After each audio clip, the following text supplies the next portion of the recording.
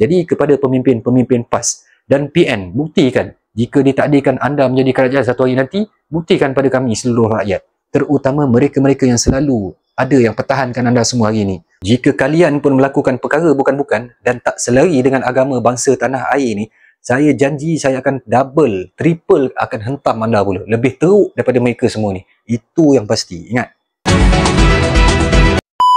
Baik, Assalamualaikum warahmatullahi. Sebagai pendahuluan, hari ini saya nak bawa anda semua kembali membuka dan faham lembaran sejarah kita yang dipesongkan dan dikaburkan. Serta apakah kaitan dengan apa yang berlaku hari ini. Ini bukan sahaja masalah kita, akan tetapi masalah buat seluruh dunia umat Islam itu sendiri. Segala pihak yang saya sebut sepanjang video ini, baik kiasan, sindiran terus, bukanlah untuk memecah belahkan, sebaliknya untuk menyedarkan semua. Semoga sama-sama beroleh manfaat. Baik. Kita ni dijajah ratusan tahun, bertukar bersilih ganti hinggalah capai kemerdekaan. Bukan saja pada moral, malah agama sekalipun, dari generasi ke generasi semakin menipis dalam jiwa sebahagian besar nenek moyang kita dulu. Siri-siri kumpulan dalam siri-siri peperangan yang dipimpin orang kita dulu-dulu itu adalah kumpulan-kumpulan minoriti dalam masyarakat. Mungkin asalnya ramai, namun rentetan masa dijajah yang panjang itu, jumlah pengkhianat makin ramai. Orang-orang Melayu yang bersama para alim ulama dan pendukung perjuangan itu makin minoriti jumlahnya. Pengkhianat agama pula muncul macam cendawan yang tumbuh. Mereka hadir dalam tiap zaman. Bila mana penjajahan itu, walau tak dapat cabut iman sekaligus, namun kerosakannya ada hingga jadi cara hidup. Perjuangan sebahagian orang Melayu masa tu hanya nak imbuhan dunia, kerana makan, kerana gaji, hanya fikir keluarga. Bukan lagi kerana jihad untuk umat, apatah lagi untuk halau penjajah dan sebagainya. Mereka umpama terima sahaja dan redha di bawah kuasa luar. Tiap penjajah silih berganti yang datang, khususnya Barat, tiada niat lain selain untuk kekayaan, kekuasaan. Malah lebih tragis nak mengkafirkan tok nenek kita semua. Sebab tu baka-baka yang agama jadah rosak ni bukan baru muncul sejak Malaya moden ni lagi. Bukan muncul abad 18, 19, 20 ni. Bahkan mereka dah ada wujud sejak berzaman.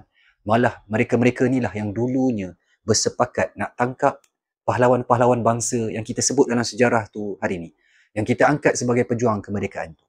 Di depan mereka ada ratusan, malah ribuan orang Melayu itu sendiri, tuan-tuan. Bukan Cina, bukan India, bukan sesiapa. Tapi kita, orang kita. Sebab tu almarhum Raja Haji Fisabilillah pernah berkata, muka Melayu tapi berhati Portugis. Muka Belanda tetapi hati Belanda.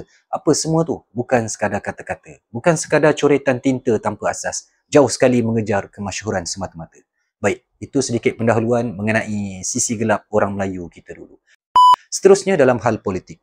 Justru dalam kita berpolitik, semua cakap yang ni betul, pihak tu betul, pihak ni salah, yang tu salah. Kat sini saya nak bawa balik, okey, kita buka balik sejarah sebenar. Yang dihilangkan atau yang dibenamkan. Apa yang sebenarnya berlaku? Dalam kita nak menyalahkan kerajaan hari ini, kerajaan Madani ini, jangan terlalu menyalahkan sampai macam tak ada hari esok.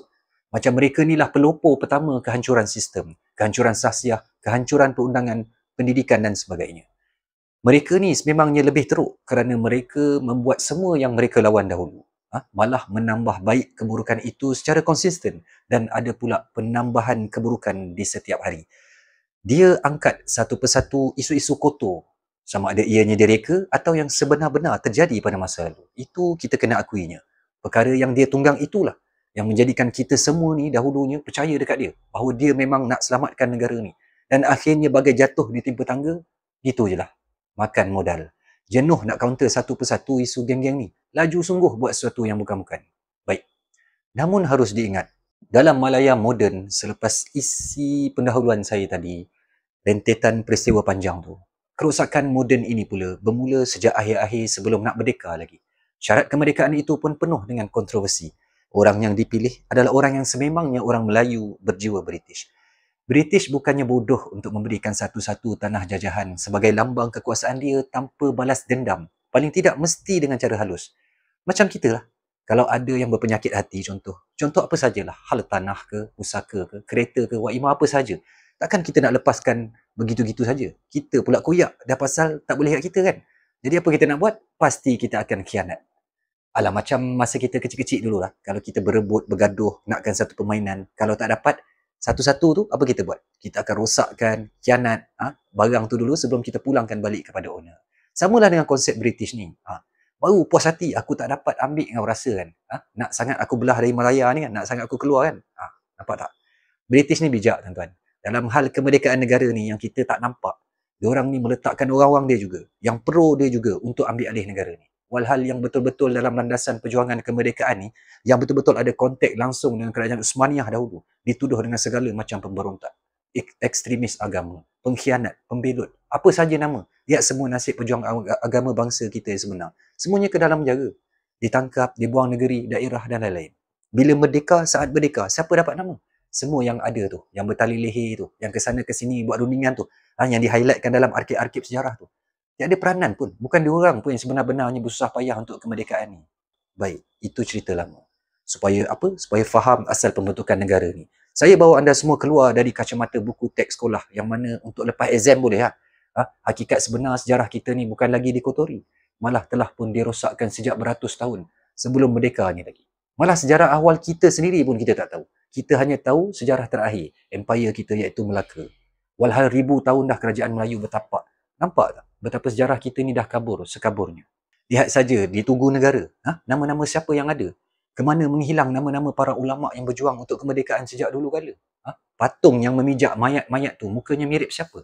Apakah simbolik pada mayat-mayat yang dipijak itu? Siapakah yang memegang, yang mengangkat menjulang bendera Malaysia itu? Jadi siapakah sebenarnya yang memerdekakan kita ni? Fikir-fikir kan? Ini bukan ahli teori ke, ahli imuniti ke, ahli silap mata ke, kacip ke tak kacip, bukan. Kalau nak ajak berfikir, saya nak ajak berfikir. Sama dalam konteks lebih luas dan adil. Mana-mana apa segala tokoh-tokoh agama bangsa yang beratus ramainya, tak ada seorang pun yang ada di Tugu tu. Okey? Tapi tak apalah. Itu ketentuan Allah, takdir Allah. Adalah tu hikmahnya insya-Allah. Walau segala-galanya dah rosak. Sekurang-kurangnya kita masih mampu bernafas lega dengan tiada lagi ancaman senjata. Itu pun satu rahmat dan nikmat Allah yang tak terhingga. Walau hakikatnya kita masih belum merdeka sepenuhnya. Hinggalah hari ini, dari sistem yang diwariskan ni, dari kerosakan warisan kepimpinan pasca merdeka, saya tak nafikan mereka semua hebat dari segi dunianya dan skill pemerintahannya, juga dasar-dasar mereka. Dan bukan salah mereka sekalipun. Mereka pun hidup dalam acuan yang telah lama rosak dan punah. Mereka pemimpin hebat, saya tak pernah sangkal. Namun untuk capai ciri-ciri khalifah tu, jauhlah. Yang buat jadi leganya itu ialah, ianya bukan berlaku pada kita saja, tapi semua pemimpin dunia Islam pasca Perang Dunia Pertama lagi. Hasil pengkhianatan Khalifah Uthmaniyah yang rosak perjanjian dengan Yahudi, British dulu lagi. Sejak titik itulah Islam semakin porak-peranda hingga ke hari ini. Tak pernah sehari dunia Islam itu terlepas dari fitnah. Hingga hari ini Islam belum termartabat. Kita di Malaysia ni pula didoktrinkan agar kenalah berlembut dalam jalankan syariat. Sebab apa? Yalah, sebab kita ni kan masyarakat majmuk. Nampak tak jarum tu? Sedangkan jika betul-betul ikut Islam, maka insya-Allah tiada segala masalah hari ini dengan masalah antara kaum yang tak berkesudahannya, dengan isu-isu berbangkit, isu hak istimewa Melayu dan berbagai ancaman, terutama mengenai kesucian Islam ni. Keadilan dalam Islam tu yang terbaik. Hingga kan rabbai-rabbai Yahudi sendiri pun rindukan sistem khalifah. Selepas melihat betapa manusia tu semakin menggila hari ini, terutama Zionis. Bermakna apabila satu kerajaan tu betul-betul melaksanakan Islam, maka jangan duk risau pasal penyatuan bangsa ke. Malah orang bukan Islam sendiri suka duduk bawah pemerintahan Islam yang sebenar ni lagi. Berbanding hidup di bawah naungan kerajaan agama bangsa mereka sendiri yang hanya memikirkan untung dan rugi. Jadi siapa yang sebenar-benar gugat Islam ni? DAP, PAP, Komunis, Jepun. Sebaliknya, jauh sebelum BAP berpecah lagi, unsur-unsur sekular ni dah lama menjala jadi barah. Dah dihadam orang Melayu masa tu lagi. Tu bermula dari sebelum merdeka lagi. Sesi pemisahan agama dengan pemerintahan ni dah berlangsung. Saat nama kita Malaya lagi. Saat tanah Melayu lagi. Yang benar-benar perjuangkan merdeka dulu, bukan saja tak dijemput dalam upacara kemerdekaan tahun 57 tu, malah disekat daripada pergi majlis kemerdekaan tersebut. Kita ni sebenarnya telah dibasuh dengan doktrin sekular. Lama dah. Sampai jadi darah daging. Bila dikecam akan dibalas apa? Apa lagi kau nak? Kita ada masjid, kita ada surau. Kita boleh buat 5 rukun Islam tanpa siapa paksa atau halang. Kita ada JAKIM. Kita ada Jabatan Agama Negeri-Negeri. Ada Mahkamah Syariah. Apa yang tak ada Islamnya? Nampak tak?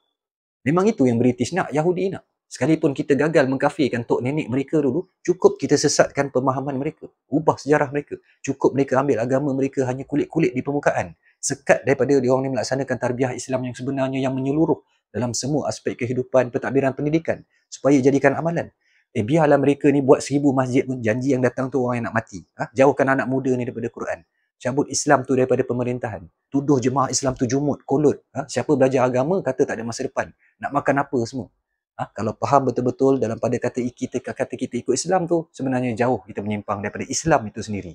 Jadi pendek cerita, atas desakan orang Melayu masa tu, okey, tak apa, kita benarkanlah, kita raikanlah, okey, kita setujulah letak agama Islam tu sebagai agama persekutuan. Okey, kita pun berbangga, wow, tengok, kuasa besar dunia pun tunduk dengan kita, Alhamdulillah. Nampak tak? Hebat-hebat British pun beralah dengan kita. Sedangkan hingga hari ini, berapa ramai yang tak boleh bersyahadah? Berapa ramai anak-anak muda tak boleh baca Fatihah, tak boleh jadi imam solat dan lain-lain. Dekat 80% pelajar ataupun orang muda hingga ketua yang tak solat. Jika solat, berapa ramai pula yang tak faham hukum qauli fi'li, yang tak berpuasanya, yang meringan-ringankan agamanya, yang buat hukum hakam sebagai jenakanya, macam stand up komedi kat barat tu. Tengok saja komen-komen di FB ke Twitter ke WhatsApp apa pun lah. Agama tu jadi joke je. Kan? Kita rasa kita negara Islam contoh konon-kononnya. Bangga dipuji negara luar. Hakikatnya, musuh-musuh dah berjaya untuk merosakkan pegangan Islam sebenar kita. Hancur dari tangan-tangan pemimpin kita yang telah masak, yang telah duduk dalam sistem acuan penjajah ni dulu. Muka Melayu tapi cara hidup, cara penjajah dah. Akhirnya yang kotor bukan tangan penjajah lagi. Kita rasa kita dah buat yang sebenarnya. Kita hanya angkat indah syiar dan lambangnya saja Islam tu. Tapi bukan terapkan melalui amalan. Baik dalam cabang-cabang sistem pemerintahan hinggalah ke pendidikan. Semuanya diasingkan agama dan diambil suku-suku. Sekular ni dari dulu adalah majoriti orang kita tau. Belum selesai isu sekular lagi, hari ni makin rancak pula dan parah pula dengan puak-puak liberalnya, pluralnya, segala macam yang menyesatkan lagi umat Islam ni. Yang tambah serabutkan lagi dengan fikrah-fikrah yang sesat ni. Sebab tu dari dulu lagi, saya ulang, negara ni bukan negara Islam. Negara ni hanya dipenuhi oleh umat Islam yang ada raja-raja. Jangan cakap macam tu kalau kita tak ada raja-raja. Raja-raja kan penaung itu ini. Saya nak bagi persoalan mudah. Benarkah kita rasa kita dipayungi? Atau hanya sebagai simbol yang sesekali menyergah jika ada isu tertentu? Lihat saja apa musuh-musuh Islam tak buat selama ni. Bermacam-macam secara fizikal dan teknikal, mental, spiritual, hingga kepala pernah duduk dalam masjid dan surau. Baik pada agama maupun babit pada ketuhanan Melayu, dekat mana suara mereka? Apakah cukup sekadar murka? Jika benar mereka menaung, kita akan ada rasa dinaung, dipayungi. Namun, fungsinya, kesannya tidak terasa. Saya yakin ramai kat luar sana sependapat dengan saya. Ini bukan tidak menghormati, jauh sekali menghina, apatah lagi nak mengajak masyarakat menderhaka. Tak, tidak sama sekali. Kerana raja-raja tu, kalau mulia, jika alim, jika adil, namanya disebut dalam Al-Quran sebagai salah satu ulul amri yang wajib kita taati. Cuma saya hanya nak wujudkan kesedaran.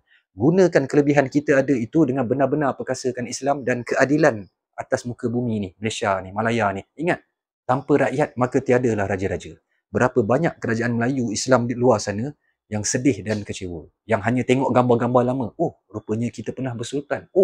Rupanya kita pernah ada sistem raja. Akhirnya semua raja-raja jadi apa?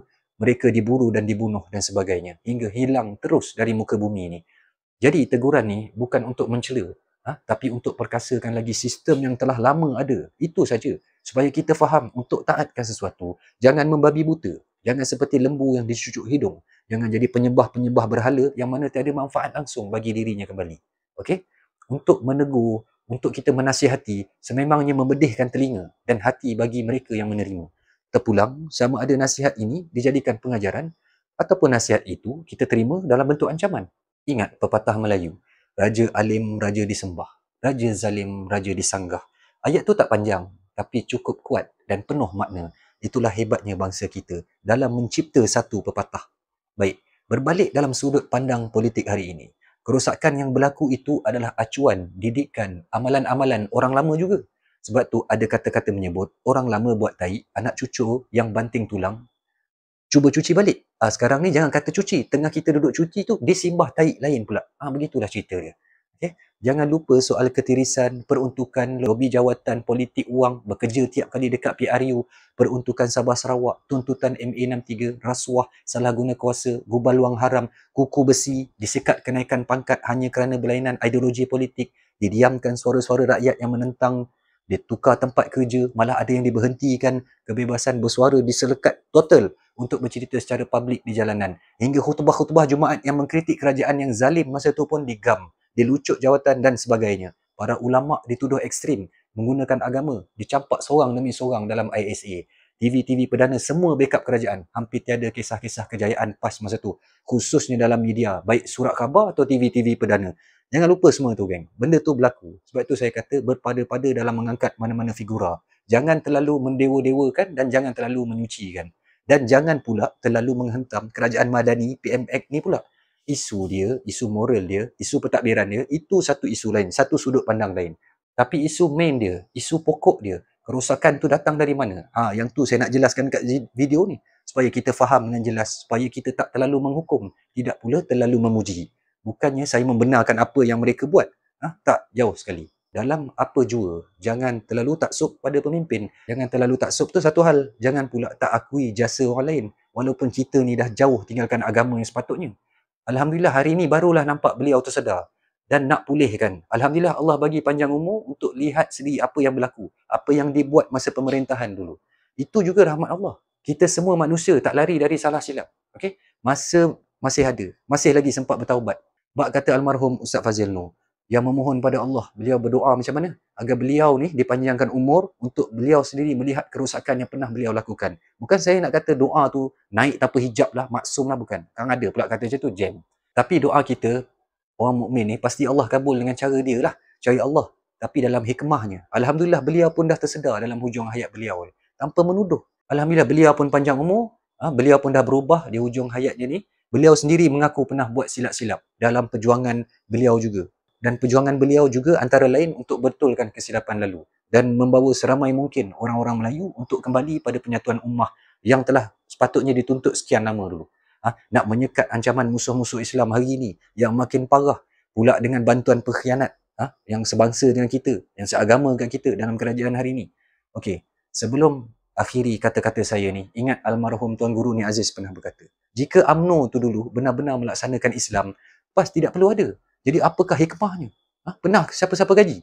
Walau apa pun fakta, tuduhan, sangkaan yang kamu semua rasakan dia, yang saya cakap ni tak berasas dan sebagainya, adalah perkara yang sebenar-benar terjadi di lapangan. Yang jadi buah mulut rakyat secara berbisik di sudut-sudut tertentu era 90-an dulu.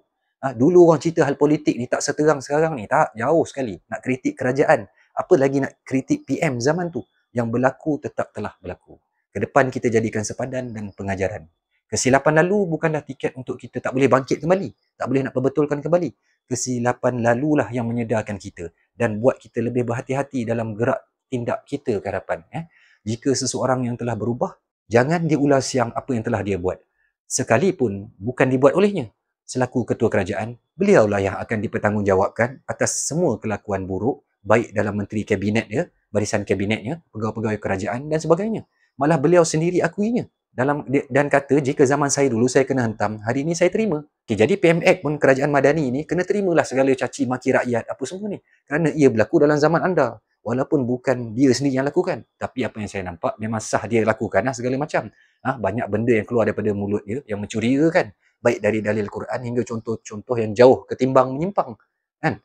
Okey, baik. Sebagai penutup, buat si pemerintah, ingatlah apabila kamu dilantik saja sebagai pemerintah, tak kira jawatan kecil ataupun jawatan besar, ianya bagai persiapan membunuh diri. Apabila diangkat saja jadi pemerintah, telah ada pisau-pisau rakyat di batang leher anda. Bersiap sedia untuk menyembelih jika tersilap langkah. Baik kerajaan maupun pembangkang. Baik PH, baik PN. Khususnya orang Melayu Islam. Puji biar berpada-pada. Keji juga biar berpada. Jangan sesekali jadi pentaksub setia tanpa ilmu. Kerana dengan itu, kadang-kadang kita tak nampak kelemahan pada pentadbiran kita. Jangan pula terlalu membenci, menghentam orang sehingga kan kita tak nampak pula kebaikan yang pernah dilaksanakan pemimpin lawan kita. Jadi kepada pemimpin-pemimpin PAS dan PN, buktikan jika ditakdirkan anda menjadi kerajaan satu hari nanti, buktikan pada kami seluruh rakyat. Terutama mereka-mereka yang selalu ada yang pertahankan anda semua hari ini. Jika kalian pun melakukan perkara bukan-bukan dan tak selari dengan agama bangsa tanah air ni, saya janji saya akan double, triple akan hentam anda pula. Lebih teruk daripada mereka semua ni. Itu yang pasti. Ingat, berpolitik secara matang. Jangan sesekali tinggalkan Islam. Tanpa Islam, bangsa itu hina. Islam tak perlukan bangsa. Kerana tanpa agama pun, bangsa sememangnya akan terus lahir beranak pinak. Sebaliknya, agama itulah kunci untuk sesebuah bangsa tu jadi hebat atau hina. Jika seluruh manusia membelakangkan Islam sekalipun, sedikit pun Allah tak rugi. Melainkan kitalah yang rugi kat sana nanti. Kitalah yang perlukan Islam. Bangsa tu sendirilah yang perlukan Islam. Akhir kata, kita telah pun merdeka daripada senjata. Namun apa yang lebih bahaya dari senjata adalah kerosakan yang berlaku dalam pemahaman kita tentang agama kita sendiri, iaitu Islam. Kesalahfahaman tentang sejarah kita sendiri. Kerosakan dalam sistem pendidikan kita sendiri. Kita sememangnya masih belum merdeka. Kita sebenarnya berhempas pulas untuk berjuang ke arah kemerdekaan itu. Kemerdekaan yang hakiki itu. InsyaAllah yang bakal tertegak suatu hari nanti. Pesan saya, fahami sejarah anda yang sebenar. Kenali sejarah anda yang sebenar. Kerana tanpa sejarah, kita ni umpama anak kecil yang berjalan terlepas daripada kawalan tangan ibu bapanya, lalu kita sebagai anak kecil tu tadi akan berjalan ke mana saja, ke semua arah yang kita tuju pasti sesat, sambil pasrah mengharap ada yang akan paut tangan kita, sama ada yang datang paut kita tu orang baik ataupun jahat, kita sendiri tak mampu menilainya, lemahnya kita. Itu saja daripada saya. Apa jua tindakan, biarlah berpada-pada. Dan jangan melampaui batas. Islam sahajalah penyelesaian segalanya. Selagi mana ambil suku, buang suku, maka selagi itulah takkan selesai masalah dunia ni. Terima kasih. Wallahu alam. Assalamualaikum.